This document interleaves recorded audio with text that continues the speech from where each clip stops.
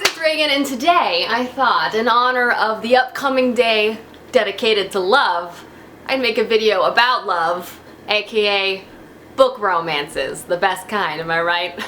So yeah, today I thought I'd make a recommendations video where I talk about like my favorite love stories, I guess, but because I obviously don't read a lot of straight up romances, I'm basically just going to be talking about some of my favorite books with some of the best romance subplot points.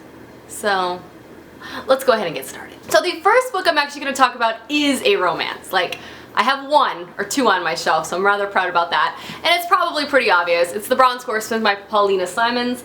This is a World War II historical fiction romance novel, and I literally talk about it all the time, but it's amazing, and honestly, this would be a great time for you to start reading it. It's great. It's cold outside, except not in Texas because it's 80 degrees right now.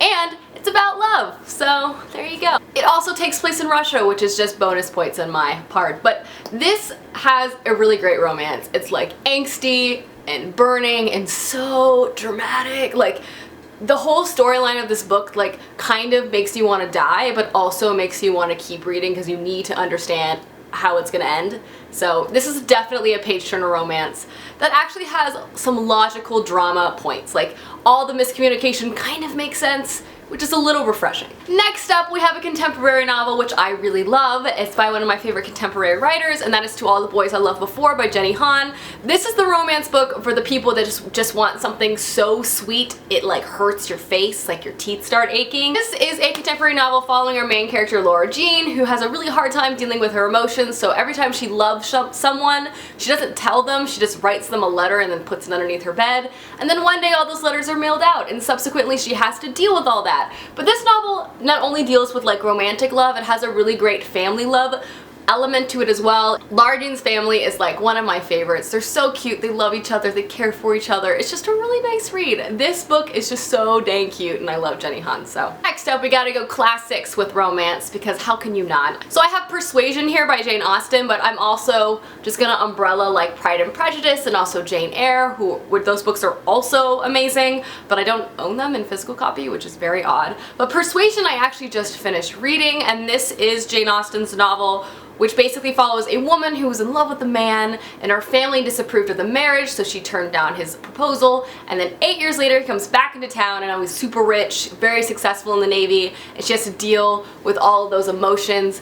It was very dramatic, and it was very, very good. I would not say it's as good as Pride and Prejudice, because that's like the ultimate, but obviously my favorite classics love story is Jane Eyre by Charlotte Bronte. That book is everything it's so amazing. Also, if you're not in the mood to like read an entire classic on Valentine's Day, you can always watch one of those movies. They're all adapted, and Jane Eyre 2008 has Michael Fassbender in it.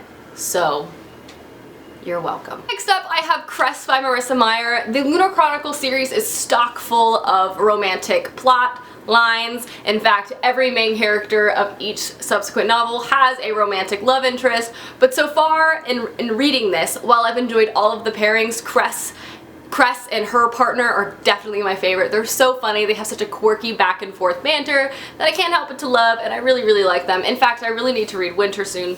I haven't picked it up, but I really love Cress just as a character, but I also really like her love interest in this as well. It's great. Next up, I have Crown of Midnight by Sarah J. Maas. You're probably like, Reagan, why are you holding up book 2 to right now a 4-book series? That's because I'm Kale Selena forever.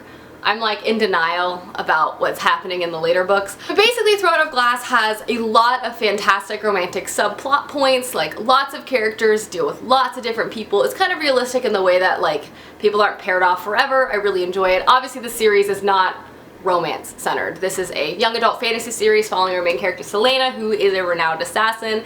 It's so good, but like I said, KLX Selena forever, because they're my ship and I will go down with it. And the last series I'm going to mention with a really good romantic plotline is Fallen Kingdoms by Morgan Rhodes. The reason why this is so great is the romance parts of this series are so smoldering and they take so long to develop, and it's not frustrating that they take that long.